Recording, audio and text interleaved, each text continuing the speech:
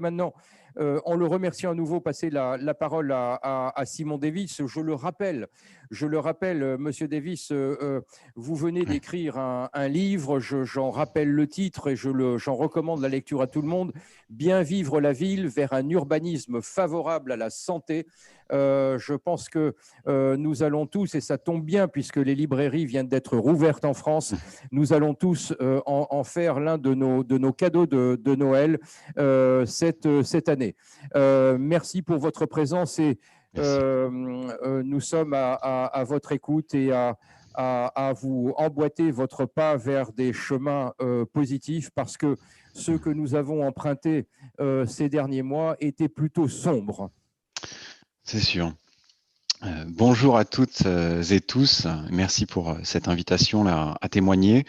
Effectivement, on a écrit ce livre, Bien vivre la ville vers un urbanisme favorable à la santé, bien avant la crise sanitaire. C'est un ouvrage qui retrace les liens étroits entre urbanisme et santé, dont certains ont été évoqués lors de l'intervention précédente. Maintenant, quand on relit ce titre, on pourrait presque avoir un sourire en se disant, bah voilà, bien vivre la ville dans le contexte particulier que nous traversons, ça peut sembler comme une mauvaise blague, et pourtant. Ce que l'on voit au travers des liens entre urbanisme et santé, c'est que ces liens, ils existent depuis la première ville, quoi, quelque part. Et que la ville, elle s'est souvent inscrite en réaction à une pathologie, et non en prévention d'un futur meilleur qu'on pouvait imaginer.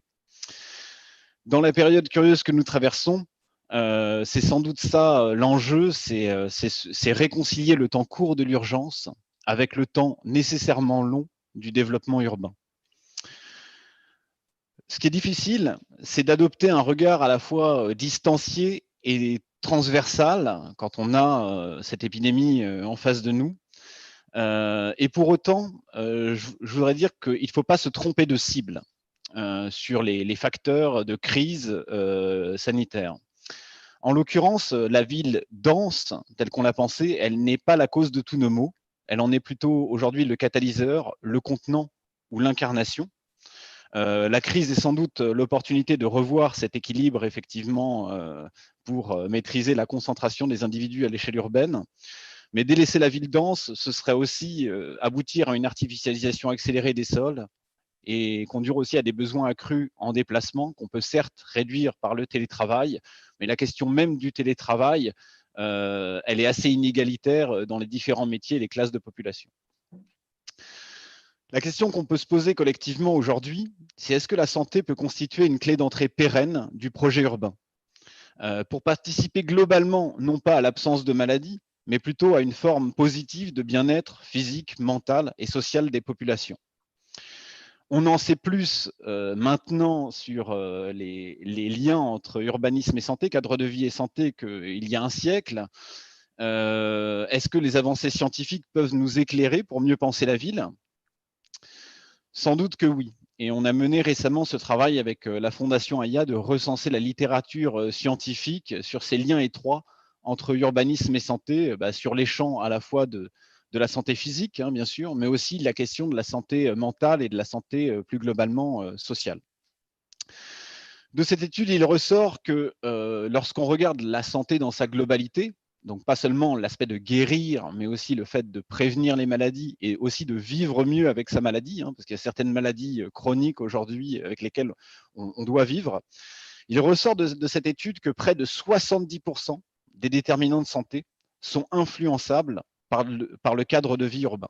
70%, dont à peu près 20% par l'environnement, c'est-à-dire l'air que l'on respire, l'eau que l'on boit, et à peu près 50% liés au mode de vie et aux facteurs socio-économiques. 50%, c'est énorme. Alors, il est faux de dire que l'urbanisme peut être complètement thérapeutique, il peut guérir totalement des maux, mais en tout cas, il a une influence non négligeable en rendant des modes de vie plus favorables à la santé possibles et plus faciles. Donc, les acteurs de la ville, par conséquent, ils ont une responsabilité qui est colossale pour définir les contours d'un urbanisme qui soit favorable à la santé. Mettons-nous là tous autour de cette table au défi d'une forme de serment d'Hippocrate pour les acteurs des villes. Sans se penser totalement médecin, mais en ouvrant les yeux sur cette responsabilité importante du cadre de vie en matière de santé. Face à la situation actuelle et la crise sanitaire, j'identifie 2 risques. Le premier risque, c'est que l'épidémie en soi devienne une forme d'obsession dans les projets d'aménagement. L'urbanisme favorable à la santé, ce n'est pas la médicalisation de la ville. Et il n'y a pas de recette ou de médicament miracle pour faire une ville favorable à la santé. En tout cas, c'est ce que toutes les expérimentations qu'on a montrées prouvent. Et que l'on ne s'y trompe pas, la ville régie par l'étalon de distanciation physique n'est pas le modèle de ville résiliente que nous appelons de nos voeux. C'est même une forme d'oxymore urbain, cette ville que l'on traverse aujourd'hui. En un sens, ce n'est pas la ville. Parce qu'une ville, sa première vocation, c'est de converser, de commercer et de converger. Le deuxième risque que l'on pourrait identifier, c'est un risque un peu opposé. Et au risque de vous surprendre, je pense qu'il y a un risque important aussi qu'on oublie trop rapidement l'épidémie et surtout ses enseignements. Si bien sûr des conséquences palpables sur les politiques d'urbanisation ont pu être constatées à travers les âges, l'histoire montre aussi que les habitants et les urbains en général sont extrêmement résilients à ces grandes crises sanitaires et que 2 ans à 3 ans après les crises sanitaires, les grands indicateurs d'occupation des lieux, par exemple, reviennent à la normale. Donc une question aussi qu'il faudrait se poser, c'est une forme de défi collectif, c'est comment conserver la mémoire de cette crise et de capitaliser véritablement sur ces enseignements. En cette période, bien sûr, on ne peut être obsédé par le Covid, il ne faut pas ignorer les autres vagues dont on a déjà parlé avant, qui ne sont pas les vagues épidémiologiques, mais qui sont par exemple la vague de précarisation qui accompagne le Covid. On peut noter l'augmentation de la demande de 25 à 30% des banques alimentaires en Europe de l'Ouest, à peu près 1 million de pauvres en France en plus à l'issue de ces 2 épisodes de confinement. La vague aussi de vulnérabilité augmentée sur les pathologies, avec une baisse de prise en charge et de consultation pour certains patients, et aussi des indicateurs relativement alarmants sur la santé mentale. Et enfin, la vague du climat déréglé. On vient de vivre l'un des étés les plus chauds des relevés météorologiques existants, ou peut-être, comme disent certains, l'un des plus frais des 20 prochaines années.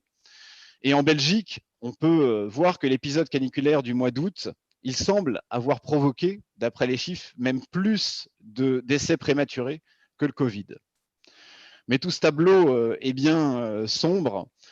S'il faut certes ouvrir les yeux sur l'ensemble de cette houle de vulnérabilité, il ne faudrait pas se décourager pour autant. Le risque, c'est de passer trop rapidement du déni de la situation au dépit. Moi, c'est plutôt aujourd'hui une voie intermédiaire que je vous propose, c'est-à-dire celle du défi collectif. Et donc, comment garder espoir pour ce qui nous attend? C'est peut-être changer aussi notre regard sur cette vulnérabilité, en faire une formidable opportunité de repenser les conditions de notre santé collective et un levier puissant pour penser le projet différemment. Alors, des exemples concrets de leviers existent à l'échelle de l'aménagement et n'ont pas attendu la crise sanitaire pour être amorcés. Je peux en donner quelques exemples, hein, ça nous redonnera un petit peu du baume au cœur. Les politiques publiques, et en particulier les politiques d'urbanisation des villes, ont montré qu'on pouvait, par le cadre de vie urbain, répondre à des enjeux sanitaires prégnants, comme notamment aujourd'hui la question de l'inactivité physique. L'inactivité physique, c'est aujourd'hui la 4e cause de mortalité à l'échelle mondiale, donc un enjeu prégnant fort. La mairie de New York a mis en place les guides de ce qu'on appelle le design actif, hein, qui incite à l'activité physique et qui ont porté des résultats tout à fait probants en termes de limitation de l'obésité et d'allongement de la durée de vie en bonne santé des populations. Il faut toutefois aborder ces questions de design actif avec bien sûr du discernement et pas en faire une recette. Paradoxalement, c'est souvent d'ailleurs la présence de bancs réguliers sur les parcours piétons qui est l'un des meilleurs leviers en termes de design actif, car il permet aux populations les plus vulnérables, celles qui ont plus besoin quelque part d'activité physique, de se reposer à intervalles réguliers et ainsi avec des conséquences bénéfiques, bien sûr, sur le bien-être mental, l'espérance de vie en bonne santé qui sont importantes. Un autre levier important, au-delà de la résilience au dérèglement climatique, qui en est un et qui pourrait faire l'objet d'une conférence en soi, c'est la question de travailler sur le design biophilique et multisensoriel. Ne plus travailler qu'avec la vue dans le projet urbain, mais travailler aussi sur les autres sens. Et permettre, par le projet, et y compris dans les grandes métropoles et les grandes villes denses, une reconnexion au rythme circadien, au rythme de vie du quotidien, aux saisons, et aux variables aléatoires et arythmiques de notre environnement. Une forme de reconnexion quelque part avec le monde physique dont les bienfaits sur la santé sont désormais éprouvés et où on peut utiliser notamment le végétal pour avoir des répercussions positives et pour faciliter l'orientation pour les populations vulnérables dans nos centres urbains. Un discours plutôt positif où j'aurais pu évoquer de nombreux autres leviers, mais dans lesquels on prend conscience que pour traiter, que ce soit le design actif, le design inclusif ou ce design sensoriel, il faut s'atteler dès à présent à une autre manière de faire le projet urbain et viser plus de transdisciplinarité, rompre en partie avec le processus linéaire pour mener un projet d'aménagement, pour favoriser les échanges et les collaborations, et également réévaluer les critères qui déterminent la valeur dans le projet urbain. L'espace vert de proximité, je suis sûr qu'à l'issue du confinement et de la crise sanitaire, il aura pris une valeur accrue. La santé n'est pas une démarche complémentaire, une couche supplémentaire. Après la ville durable, la ville intelligente, voici la ville santé. Non, c'est une notion beaucoup plus holistique qui a en elle ces différentes composantes. Et à travers les critères, et notamment la question des déterminants de santé d'un territoire, on peut ancrer la réponse dans ce qui fait finalement l'identité d'un territoire. L'identité d'un territoire, c'est aussi ses vulnérabilités. Et c'est beaucoup ses vulnérabilités. Et si on arrive à faire des projets qui enveloppent ces vulnérabilités, qui sont construits autour de la vulnérabilité, qui ne sont plus une négation de la vulnérabilité, on peut, à mon avis, faire de la santé une clé d'entrée pour les projets urbains de demain. Merci beaucoup, Monsieur Davis, pour votre témoignage. Vous venez d'illustrer avec beaucoup de réalisme ce lien entre ville et santé. Vous venez également d'attirer, je pense, l'attention de tous ceux qui nous écoutent sur les vagues de précarisation, de vulnérabilité, dans ces différentes déclinaisons, y compris médicales, sociales, etc.